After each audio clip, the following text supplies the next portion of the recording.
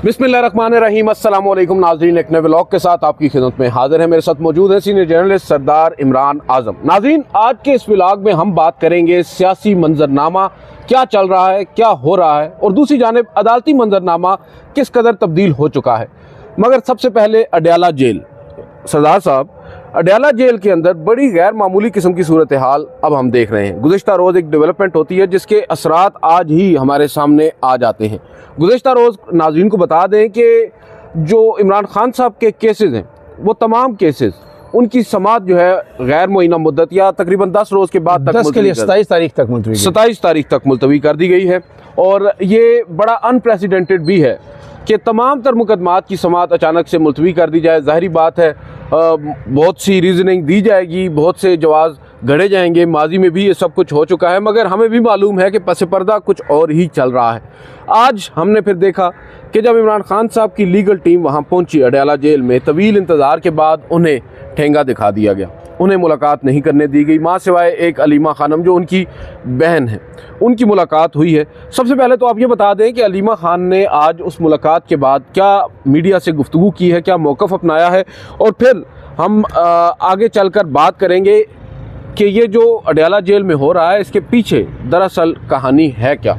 इसमें अदील साहब, पहले तो मैं ये बता दूं कि अडयाला जेल में जो हर हफ्ते तकरीबन 3 समातें होती हैं, इसमें 2 दफ़ा GHQ हमला केस की समात होती है और 1 दफ़ा तोशाखाना केस की समात होती है। इमरान खान के जो 3 केसेस वहाँ पे समातें होती हैं। कल अचानक जो है तमाम केसेस की, इससे पहले तो PTI हमेशा कहती है कि तारीख एक्सटेंड कर दें, समात मुलतवी कर दें, हमें बाकी केसेस हैं, लेकिन कोई बात सुनी नहीं जाती। 3 दिन समातें हर सूरत होती हैं। लेकिन कल अचानक तमाम वकला को बताया गया PTI के जी समातें 10 रोज़ के लिए मुलतवी हो गई हैं, अदालतें बंद हो गई हैं अडयाला जेल की, और इमरान खान से भी मुलाकातों पे पाबंदी आयद हो गई है। कोई साफ़ी नहीं मिल सकता, कोई वकील नहीं मिल सकता, कोई उनका फैमिली मेम्बर नहीं मिल सकता। ये जब बात सामने आई तो PTI ने इस पर बड़ा तशवीश का इजहार किया और PTI ने कहा कि ऐसा अचानक क्यों हुआ। आज फिर कल भी जो वकील हैं फैसल चौधरी, उन्होंने मुलाकात की कोशिश की, लेकिन उन्हें मुलाकात नहीं करने दी गई। आज फिर उन्होंने कोशिश की, सलमान अकरम राजा भी थे और जो एडिशनल एडवोकेट जनरल KPK हैं वो भी थे, लेकिन उन्हें मुलाकात नहीं करने दी गई और सबको ये कहा गया कि आगे कोई सर्च ऑपरेशन चल रहा है, और 2 किलोमीटर दूर ही उन्हें अडयाला जेल से रोक दिया गया। अलीमा खान भी थी, उनकी दूसरी बहन भी उनके साथ थी, उन्हें भी रोक दिया गया। उन्होंने मीडिया से गुफ्तगू भी की और उन्होंने बड़ा एहतजाज किया इस पर कि हमें खान साहब से नहीं मिलने दिया जा रहा, और हमें ये कहा जा रहा है कि खान साहब की सेहत ख़राब है। तो उन्होंने कहा कि खान साहब हमारी इतला के मुताबिक बिल्कुल सेहतमंद हैं, वो एक्सरसाइज भी करते हैं और अशाश बिशाश हैं, तो यहाँ पर कुछ और है, लिहाजा हमें तशवीश है, लिहाजा हमें मुलाकात करवाई जाए। फिर कुछ देर बाद अलीमा खान की तो मुलाकात करवाई गई खान साहब से, और लेकिन उनकी जो अहलिया हैं बुशरा बीबी, उनकी मुलाकात नहीं करवाई गई। और खान साहब ने यह बताया, अलीमा खान ने बाहर आके जो मीडिया टॉक की, उन्होंने कहा कि ये तीसरी दफ़ा हो गया है कि जब मुलाकात तय थी शेड्यूल के मुताबिक और आइन और कानून के मुताबिक के अहले खाना से मुलाकात करवाई जाती है इमरान खान की, तो बुशरा बीबी की मुलाकात नहीं करवाई जा रही। गोया बुशरा बीबी को कैद तन्हाई में वहाँ पे रखा गया है, और इमरान खान ने उस पर कह दिया, हमने एहतजाज किया और हमने कहा कि हम जो है उस वक्त तक नहीं जाएंगे जब तक आप बुशरा बीबी को लेके नहीं जाएंगे। तो फिर उन्होंने कहा है कि हमें आर्डर नहीं है कि बुशरा बीबी की इमरान खान से मुलाकात करवाई जाए, और अगर आपने एहतजाज किया तो फिर आज के बाद आपकी मुलाकातें भी बंद है। उन्होंने कहा कि हम सीधा सीधा ये कहा। इमरान खान ने इस पर यह कहना था कि जी इनकी कोशिश ये है कि मुझे तोड़ा जाए, बुशरा बीबी के ज़रिए उन पर दबाव डाला जाए और उसके ज़रिए मैं जो है किसी भी डील के लिए तैयार हो जाऊं। लेकिन अलीमा खान ने कहा कि इमरान खान ने एक मरतबा फिर ये पैगाम दिया है कि किसी सूरत कोई डील नहीं होगी, और जो है मैं ये जितने झूठे मुकदमात हैं इनका सामना करूँगा। अब इसमें 2 मुख्तलिफ पहलू नज़र आते हैं सरदार साहब। माजी में भी हम देख चुके हैं कि जब इमरान खान साहब से मुलाकातों पर पाबंदी लगाई है, उस पाबंदी के हटने के बाद खबरें सामने आई हैं कि इमरान खान साहब से कुछ लोगों की मुलाकातें भी हुई हैं और कुछ लेन देन की बातें चलती रही हैं। कुछ लोग ये भी कहते हैं कि डील भी ऑफ़र हुई इमरान खान साहब को, उन्होंने इनकार कर दिया। बहुत सी डील्स हमारे सामने आई हैं, बूफे लगे होते हैं यहाँ पर तो माशाल्लाह। अब हम देख रहे हैं कि वही पैटर्न एक दफ़ा फिर इस्तेमाल किया जा रहा है, मगर अब की बार देखा जाए तो इमरान खान साहब अकेले नहीं हैं, उनकी अहलिया भी अब पाबंद सलासल हैं और उसी अडयाला जेल में कैद हैं। तो अब यहाँ पर 2 मुमकिनात हो सकती हैं। एक तो जो जिसका इजहार अभी इमरान खान साहब ने भी किया है बकौल अलीमा खानम साहिबा के, कि ये बुशरा बीबी के ज़रिए मुझे तोड़ना चाहते हैं, और हो सकता है ये 10 दिनों के अंदर जब इमरान खान से भी बुशरा बीबी की मुलाकात नहीं होगी और बाहर से भी कोई बंदा बुशरा बीबी से मुलाकात नहीं करेगा और उनके ऊपर अगर मेहनत होती है तो शायद वो टूट जाए, गो के ऐसा नज़र नहीं आता। दूसरी जानिब इमरान खान साहब से मुलाकातों का भी इम्कान तो है। अब एक दफ़ा फिर अगर इमरान खान साहब से जो भी मुलाकात करता है, इमरान खान साहब मीडिया पे आकर उस पर बात नहीं कर सकते तो बहुत कुछ हो सकता है, क्योंकि तब्दीली तो आप देख सकते हैं कि बहुत ज़्यादा आ रही है। सियासी साइड पर भी हम देख रहे हैं बड़ी गहमा गहमी है, और सोशल मीडिया बिलखसूस जो अभी हाल ही में आर्मी चीफ साहब जो हैं उनके ऊपर जिस तरह की तनकीद हम देख रहे हैं बड़ी अनप्रेसिडेंटेड है। देखिए, इसमें दो चीज़ें, एक तो ये है कि इंटरनेशनल प्रेशर पाकिस्तान पे बढ़ रहा है, यूरोपीय यूनियन की जानिब से भी बढ़ रहा है, और जो अमेरिकी एडमिनिस्ट्रेशन है उनके जो बयानात आ रहे हैं और जो कांग्रेसमैन हैं उनके जो बयानात आ रहे हैं पूरी दुनिया में इंसानी हकूक़ को लेके, ठीक है, लेकिन उसका देखें अभी तक पाकिस्तान की तरफ उनका रुख नहीं हुआ ओवरऑल पूरी दुनिया को। ये एक तासुर तो कायम किया गया था। मैं आपकी बात काट रहा हूँ कि 20 जनवरी को जब डोनाल्ड ट्रंप ओथ लेंगे बतौर सदर अमरीकी, फिर आप देखिएगा कि पाकिस्तान में सियासी, देखिए उसका इम्पैक्ट आएगा। आईएमएफ जो आईएमएफ का डेलीगेशन आया था इसका भी इम्पैक्ट आएगा। चीज़ें डिले हो सकती हैं लेकिन इनको इग्नोर नहीं किया जा सकता। जो अभी स्पीचेस हुई हैं कांग्रेसमैन की और जो अमेरिकी एडमिनिस्ट्रेशन है उन्होंने ओवरऑल एट लार्ज बात की है, लेकिन पाकिस्तान ऐसे लगता है जैसे सब बातें पाकिस्तान के हवाले से की गई हैं, और जब उन चीज़ों को पाकिस्तान के स्पेसिफिकली एड्रेस किया जाएगा तो फिर वो दबाव आएगा। उसके साथ जो दूसरी जो बड़ी वजह है जो रिसेंटली डेवलपमेंट हुई है कि आपको पता है 2 से 3 दिन पहले जो है चोलिस्तान का विजिट हुआ है आर्मी चीफ का, और वज़ीर आला पंजाब है जो ग्रीन पाकिस्तान इनिशिएटिव है उसके तहत आपको पता है कि जो चोलिस्तान के इलाका है वहाँ पे ये पंजाब ब्रेन चाइल्ड है। आसिम मुनीर साहब के ऊपर वो इनकलाब लेकर वो SIFC के अंडर एक अदारा बना था ग्रीन पाकिस्तान इनिशिएटिव। उसमें इन्होंने ये करना है कि 48 लाख एकड़ जो ज़मीन है पंजाब और सिंध में पाक फौज ने हासिल की है, और फिर उस पर वो ज़राअत करेंगे और जो कॉर्पोरेट फार्मिंग की जाएगी, बाहर से इन्वेस्टमेंट लाई जाएगी, लोग चारा उगाएंगे और लेके जाएंगे सऊदी अरब वाले और सारे ये। लेकिन उसमें एक इशू मैंने कल उस पर वीलॉग भी किया था कि असल बात यह है कि दरियाए सिंध से 6 नहरें निकालनी है। असल में इशू नहरों का बना हुआ है, खास करके जो चोलिस्तान कैनाल है। ये पीपुल्स पार्टी के खिलाफ जो आप देख रहे हैं एक भरपूर कैंपेन पंजाब से हो रही है, तुर्की जवाब दिया जा रहा है, और तगड़ी तनकीद जो उस्मा बुखारी कर रही हैं कि सिंध हुकूमत कुछ भी नहीं कर रही, MQM सिंध हुकूमत पे चढ़ हो रही है। ये सारा इशू वही है कि सिंध हुकूमत चोलिस्तान कैनाल जो है वो निकालने की इजाज़त नहीं दे रही, और सिंध हुकूमत ने अभी तक जो 48 जो कनाल एकड़ रकबा है इसमें से 52,000, अगर आर्मी चीफ की ख्वाहिश हो तो 52,000 वो जो ज़मीन सिंध ने दी थी 52,000 वो भी निगरान गवर्नमेंट में दी थी। बाकी जो 8 जो लाख एकड़ अभी तक टोटल एक्वायर किया वो पंजाब में। तो दो चीज़ें ना, तो जो पंजाब में जब वो गई चोलिस्तान में आसिम मुनीर भी मौजूद थे, वज़ीर आला भी मौजूद थी, बड़ी एक मिसाली हमांगी देखने में आई। अच्छा है अगर कुछ पॉजिटिव इसका आउटकम आता है एग्रीकल्चर का, चोलिस्तान की ज़मीन आबाद होती है उसमें कोई एग्रीकल्चर होती है तो ये अच्छी बात है। लेकिन उस पर जो प्रोपेगेंडा फिर किया गया, PTI का सोशल मीडिया ने भी किया, बाहर जो लोग बैठे हुए हैं उन्होंने भी किया, कुछ चीज़ें जो थी वो बहुत बिलो द बेल्ट थी, जिसको हम कहते हैं कि ये किसी सूरत नहीं होना चाहिए। आप किसी पे तनकीद भी करें तो विद इन लिमिट्स होनी चाहिए और जस्टिफाइड तनकीद होनी चाहिए, और AI की मदद से आप वीडियोज़ जनरेट करें ऐसा दुरुस्त नहीं है। एक तो वो इशू था, और दूसरी बात ये है कि आपको पता है कि अपोजिशन का एक ग्रैंड अलायंस बन रहा है, और 26-27 तारीख का मुतवक्को उसका एक बड़ा इजलास ये रमज़ान से पहले है, लेकिन असल जो मार्का शुरू होगा वो रमज़ान के बाद होगा, ईद के बाद। और उसमें यह है कि मोस्ट प्रोबेबली जो अब तक की इतलात हैं कि मौलाना फजलुर रहमान उसको लीड करेंगे। PTI के साथ उनकी सेटलमेंट हो गई है, और आपको वो मौलाना फजलुर रहमान का एक बयान मैं आपको बताता हूँ जो 2 रोज़ पहले उन्होंने तकरीर करते हुए कहा मीडिया से गुफ्तगू में, उन्होंने कहा कि PTI और JUI फे को लड़ाने की बहुत कोशिश की गई, PTI जो और JUI फे में दूरियां पैदा कराने की बहुत कोशिश की गई। ये वही मौलाना फजलुर रहमान हैं कि जो कहते थे इमरान खान यहूदी एजेंट हैं, और PTI वाले शुरू होते थे कि मौलवी डीजल माजद के साथ, और फिर नीचे से नारे लगते थे। वो कहते हैं कि हमें और PTI को लड़ाने की कोशिश की जा रही है, दूरियां पैदा करने की कोशिश की जा रही है। इसका मतलब है कि मौलाना भी किसी न किसी चीज़ पर राज़ी हो चुके हैं। अब ये जो 10 दिन की जो ब्रेक है अडयाला जेल में, ये इसमें इमरान खान को ना मिलने दे, बुशरा बीबी को ना मिलने दे, टूटने वाली बात नहीं है, उसमें कोई लॉजिक या वजन नहीं है। होता सर 1.5 साल में टूट जाता है। कर रहा था कि 1.5 साल इमरान खान ज़्यादा अरसा हो चुका है बल्कि कैद में है। ये वो इमरान खान साहब हैं जिनके बारे में कहा जा रहा था कि ये 2 दिन जेल नहीं काट सकते, ये नशा करते हैं, ये आइस करते हैं, ये चर्च पीते हैं, ये फलां करते हैं। अब इतने हम देख रहे और देखें बहुत से लोग तो अब मिसालें भी देते हैं मुख्तलिफ जो हमारे हिस्टोरिकल फिगर्स हैं कि वो उनकी भी जेलें हैं, उनकी भी बड़ी सख्त जेलें। आप ये भी तो देखें सर, इमरान खान साहब, मैं नहीं कह रहा कि शायद इनसे सख्त भी लोगों ने जेल काटी हो, लेकिन एक शख्स है जो पाकिस्तान का इस वक्त मकबूल तरीन सियासी रहनुमा है, वो पाबंद सलासल तो है ही, मगर इस तरह पाबंद सलासल है कि उसकी तस्वीर तक बाहर नहीं आती, वो खुद पब्लिकली कहीं नजर नहीं आता। अदालतें उसके लिए अदालत जो जेल में लगा दी जाती है ताकि वो बात सही है, आप बात सही है। वो कह रहे थे कि इमरान खान जेल में कपड़े फाड़ देंगे, ये कर देंगे, वो कर देंगे, वो नहीं हुआ। अब क्या होने जा रहा है? अब पहले भी आपको पता है कि जब ये पाबंदी लगी थी तो उसके बाद अली अमीन गंडापुर जेल में जाना शुरू हो गए थे और कुछ आम आला हुकाम भी गए थे, इस्टेब्लिशमेंट के लोग भी गए थे। उसके बाद ही ये खबर उसके बाद ही ये खबर बाहर आई थी कि इमरान खान को बनी गला की पेशकश की गई है या बाहर जाने की पेशकश की गई है।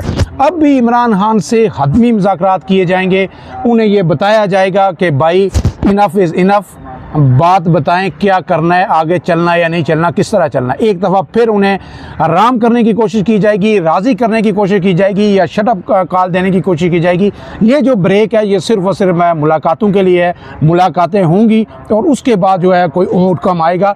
जहाँ तक टूटने की बात है, मैं आपको आदिल सरफराज से ये बताऊँ कि ये हमें, क्योंकि हम इस इरा की पैदावार हैं, हमें लग रहा है कि बहुत बड़ा ज़्यादती जुल्म हो रहा है। 1.5 साल हो गया, 2 साल हो गया चुका है इस मुल्क में। 1977 में जब यहाँ पे मार्शल लॉ लगा था और 1977 से 1988 तक 87 तक 11 साल पीपल्स पार्टी ने, 1-2 साल नहीं, 3 साल नहीं, 11 साल जो जेलें, जो कोड़े, जो शहादतें भुगती, वो आज ये तसव्वुर भी नहीं कर सकते फरजान ये जो PTI है। और 2 साल बाद एक बेगुनाह मुकदमे में जुल्फ़िकार अली भुट्टो जो मकबूल तरीन लीडर थे, आज हम कहते हैं कोई शक नहीं कि इमरान खान मकबूल तरीन लीडर हैं, उस वक्त भुट्टो से बड़ा मकबूल लीडर कोई नहीं था, फांसी पे चढ़ा दिया था। वो भी तो जुल्म था ना। लेकिन अब जो सरे दस्त तो जस्टिफाई नहीं किया जा सकता ना, तो ये तारीख पाकिस्तान की बड़ी तल्ख है, बड़े तल्ख हक़ाइक़ हैं। देखें ना, बदकिस्मती देख लें, आपने अभी बड़ी ज़बरदस्त मिसालें दी हैं कि ये सब भी हमारे मुल्क में हो चुका है। उस सब के बाद आज हम 21वीं सदी में हैं और आज भी हम वही सब कुछ कर रहे हैं और फिर हम कहते हैं कि हम इनकलाब भी लेकर आएंगे। मैं कल आखिरी बात आपको बता दूं कि मैंने कल भी एक बात की थी कि व्लॉग में कि गलतियां जो है ना बांझ नहीं होती, ये बच्चे जनती हैं। बिलावल भुट्टो ने अब इस इशू पे ये कहा है, जो ये कैनाल्स का इशू है, कि मैं 26वीं आईनी तरमीम में मसरूफ़ था तो वफाक ने जो है ये मनसूबा पास कर लिया और मुझसे पूछा नहीं, ठीक है। और 18वीं तरमीम के बाद जो एग्रीकल्चर है ये सूबाई सब्जेक्ट है। बिलावल नहीं, देखे ना, बिलावल 26वीं तरमीम करने आए थे लेकिन 18वीं तरमीम के जो इख्तियारात है वो भी जा रहे हैं। और अगर इनको इन कैनाल को स्ट्रेटेजिक कैनाल्स कहा जा रहा है, इसी वजह से कहते हैं ना, आखिरी बात में आपको आदिल सरफराज, अगर ये स्ट्रेटेजिक कैनाल्स हैं, इन 6 नहरों को कहा जा रहा है, तो फिर इरसा के कानून में भी तरमीम की जा रही है और किसी भी वक्त फौज तलब की जा सकती है मुल्क के किसी भी हिस्से में उन कैनाल्स की हिफाजत के लिए। तो ये सारी चीज़ें इनको गले पड़ेंगी जो ये कर रहे हैं। 26वीं आईनी तरमीम, PTI ने भी आज एहतजाज किया एक मतलब फिर 26वीं आईनी तरमीम के खिलाफ। तो अब आते हैं सुप्रीम कोर्ट पे। आदिल सरफराज साहब, सुप्रीम कोर्ट ब्रीफली बता दीजिए कि बात किधर जा रही है। कि सुप्रीम कोर्ट में तो जो कुछ होना था वो हो गया। 26वीं आईनी तरमीम का आप अभी खुद बात कर रहे हैं। देखिए, अब 26वीं आईनी तरमीम पर ना पार्लिमान के अंदर से भी आवाज़ें आने लगी हैं। कल मौलाना ने भी बड़ी ज़बरदस्त तकरीर की है, गो कि मेरे उसके ऊपर बहुत से तहफ़्फ़ुज़ात हैं, उसके ऊपर मैं बाद में आता हूँ। आप बात कर लें अभी बिलावल भुट्टो ज़रदारी की कि मैं मशरूफ़ था उस तरमीम में।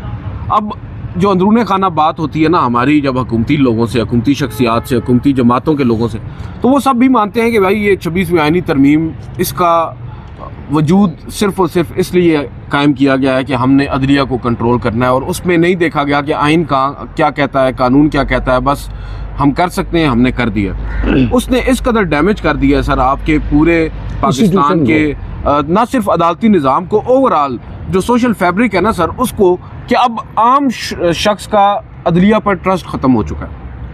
अब पब्लिक को मालूम हो चुका है कि भाई अदलिया पहले एक इंडिपेंडेंट इदारा हुआ करता था। हाँ, ये बात आप डिनाई नहीं कर सकते कि माजी में भी अदलिया पर असरअंदाज हुआ, लेकिन कभी ना कभी वो खड़े हो जाते थे। कोई, लेकिन एक तो ये नहीं होता था कि बतौर एक इदारा पूरे का पूरा इदारा जो है उसको चोक कर दिया जाए। कम से कम इख्तियार तो थे ना, अगर 10 नहीं बोल रहे, एक तो बोल रहा होता था। अब मसला ये हो चुका है कि एक नहीं बोल रहा, 6 बोल रहे हैं, मगर उनके पास इख्तियार कोई नहीं है, वो सिर्फ बोल रहे हैं। कर कुछ नहीं सकते, ऑर्डर तक नहीं पास कर सकते। अपना एक ऑर्डर पास करते हैं, ऊपर 6 बैठ के उस ऑर्डर को ख़त्म कर देते हैं। ये किया है 26वीं आईनी तरमीम ने। और आज यहाँ पर बिलावल भुट्टो साहब फिर फरमा रहे हैं जी कि हम 26वीं आईनी तरमीम में मसरूफ़ थे। भाई आपने जो बोया है अब आप वो काटेंगे। आपने अदलिया के पर काटे हैं, अब आपके अपने पर कटेंगे। वहाँ पर सिंध में आप कितने दिन वो कैनाल नहीं बनाएंगे? आपको बनानी पड़ेगी, क्योंकि आप भी फार्म 47 वाले हैं। आप भी जिस तरीके से इक़्तिदार में आकर बैठे हैं, आप भी अब ब्लैकमेल होंगे, एक्सप्लॉइट आप भी होंगे, क्योंकि आपने अदलिया के साथ जो किया वो इवेंचुअली आपके साथ होगा। एक बार मैं तस्दीक कर दूं कि पीपल्स पार्टी में मेरे ख्याल में 2-3 ही फार्म 47 वाले होंगे, एक शायद कोई मुल्तान से होंगे, बाकी सारे वो ठीक जीते हुए। आपके अंदर का जियाला सरदार साहब जो है ना, वो नहीं, ये बात ही जिंदा हो जाता है, कैमरे में आ जाए। अच्छा, अब इसमें ना ये देखें, मौलाना फजलुर रहमान साहब ने गुज़िश्ता रोज़ वहाँ पे बड़ी ज़ोरदार किस्म की तकरीर की पार्लिमान में मैंने फिर सुनी उसको यूट्यूब पे जाके ना, उसको स्लो करके ज़रा मैंने कहा तसल्ली से, मैं तो एंजॉय कर रहा था कि मौलाना फजलुर रहमान और वो भी पार्लिमान में इस तरह की धुआंधार तकरीर उन्होंने क्या कुछ नहीं कहा बलूचिस्तान के बारे में, खैबर पख्तूनख्वा के बारे में। जो बातें बंद कमरों में हुआ करती हैं उन बातों को वो पब्लिकली ले आए। उसके बाद उन्होंने बड़ा वहाँ पर ना एक ज़बरदस्त बात की। उन्होंने कहा कि देखे जो इदारे हैं इंडिपेंडेंट, उन इदारों को ख़त्म करके ना महकमे की शक्ल दे दी गई है। फिर वो कहते हैं कि सिविलियन अथॉरिटी नहीं है इस मुल्क में, जो इस्टेब्लिशमेंट है वो अपने महल्लात में बैठ कर फैसले करती है और जो सिविलियन अथॉरिटी है वो उसके ऊपर मोहर लगाती है, हुकूमत मोहर लगाती है। मुझे याद आ गया मौलाना फजलुर रहमान साहब ने जब मोहर लगाई थी 26वीं आईनी तरमीम पे, क्या उस वक्त ये इस्टेब्लिशमें ठीक कर रही थी अपने महल्लात में बैठ के? देखे ना, अगर मौलाना फजलुर रहमान तो नहीं, अब तो ये कह रहे हैं कि फजलुर रहमान के साथ 2 धोखे हुए हैं। पहला धोखा मैं बताता हूँ आपको, मौलाना फजलुर रहमान जैसा ज़ीरक सियासतदान खा सकते हैं। पहला धोखा उनके साथ हुआ जब वो पीडीएम के सरबराह बने। उन्हें कहा गया कि हम आपको सदर पाकिस्तान बनाएंगे, आसिफ जरदारी सदर बन गए, उनके साथ धोखा हुआ। दूसरा, जब ये 26वीं आईनी तरमीम हुई तो उन्हें कहा गया कि जी हम आपका मदारस बिल फौरी इसी के साथ ही पास कर दे। उसके बाद उनके क्या, अगर मौलाना स्ट्रांगली रिएक्ट ना करते, मौलाना इनको ये ना बताते कि मैं सड़कों पे आऊँगा और उस वक्त तक नहीं उठूँगा, ये कभी भी ना होता। वो आसिफ अली जरदारी साहब ने कितने दिन वो बिल रोका और वापस भेज दिया, फिर वज़ीर आज़म ने इंटरवीन किया और फिर हुआ। दूसरा धोखा भी उनके साथ हुआ। तो मौलाना ज़ीरक हैं, लेकिन कहीं ना कहीं गलती कर जाते हैं और उस गलती की सज़ा अब सारा मुल्क भुगतेगा। मैं आपको बताऊँ, हम ना देखें, बिल्कुल ठीक है, बहुत बड़े सियासतदान हैं, उसमें कोई दो राय नहीं, मगर मैं ये कहता हूँ कि हम फजूल किस्म का क्रेडिट किसी को क्यों दें, जब हमें पता है कि ये गलती नहीं होती, ये कंप्रोमाइज़ होते हैं। आपके वक्ती तौर पर कंप्रोमाइज़ आप करते हैं, आप इन द लार्जर कॉन्टेक्स्ट जो है ना नुकसान पहुँचाते हैं मुल्क को, और फिर आप बैठ के रोना रोते हैं कि भाई हमारे मुल्क के साथ ये हो रहा है। आप ख़ुद भी तो उसमें शामिल हैं। अगर 26वीं, मैं आपको बताऊँ ना, लोग कहते हैं कि मुझे फोबिया हो गया 26वीं तरमीम का। सर, हम कोर्ट्स को कवर करते हैं, तवील अर्सा से हम करते हैं, हम कोर्ट्स पर कभी तनकीद करते हैं, कभी उनके फैसलों को सराहते हैं। अब हालत क्या हो गई है अदालतों की? मुझे तो हैरत इस बात पे होती है, चले ये तो ठीक है, सियासतदान है, इनके तो वक्ती मकासद इन्होंने हासिल करना है। हमारे जजेस साहिबान जो है वो भी इस वक्त बिल्कुल चुप का रोज़ा रख के बैठे हैं। उन्हें भी इस बात का एहसास नहीं हो रहा कि उनके इदारे के साथ क्या हो गया। उन्हें भी यकजा होना पड़ेगा। बहरहाल इसके बाद में बात करेंगे। अब सूरत हाल सर यही है कि एक जानिब अदलिया है जिस पे हमने देख लिया है जो एक शब खून मारा गया 26वीं तरमीम की सूरत में, दूसरी जानिब इमरान खान साहब हैं। उन्हें राम करने की देखते हैं कोशिश कामयाब होती है या नहीं। मुझे तो लगता है ऐसा नहीं होगी। नाज़रीन, एज ए जर्नलिस्ट हैं, जितनी हमारी जिम्मेदारी है कि हम तमाम जो साइड्स हैं उनकी जो अच्छी बातें हैं उनका भी जिक्र करें। जहाँ कहीं पीटीआई गलती करे, जहाँ पीपल्स पार्टी गलती करे, जहाँ नून लीग गलती करे नहीं करती है, तो उसका एहतसाब भी उसी तरह होना चाहिए। और मैं समझता हूँ कि जितना जर्नलिज्म यानी मुकद्दस ये पेशा है और जितना उसके लिए सिंसियरिटी चाहिए, इतना ही यूट्यूब भी है। ये जो आप अदील सरफराज साहब के यूट्यूब पे मदर पिदर आज़ादी नहीं होनी चाहिए सबके लिए। मैं ये कहता हूँ, मैं कहता हूँ नहीं होनी चाहिए। अगर एक दिन, हाँ, लेकिन आप उठा के अगर कोई एक यूट्यूबर मुझे बता दें पीटीआई का, या कोई जो कहे कि ये बात पीटीआई आज गलत कर रही है, कोई नहीं कहता। सब कहते हैं पीटीआई सही कर रही है, नून गलत कर रही है, पीपल्स पार्टी गलत कर रही है। ये तो पीटीआई वालों को मैं ये कहता हूँ कि जिस दिन पीटीआई गलत करे, पीटीआई को लताड़ें, उसकी इस्लाह करें। आपका जेन्युइन जर्नलिज्म यही है। जिस दिन पीपल्स पार्टी गलत करे उस पर भरपूर तनकीद करें और इसी तरह बख्शें किसी को तो आप तनकीद बनाएं ही ज़रूर, बिल्कुल, क्योंकि वो हम में से हैं।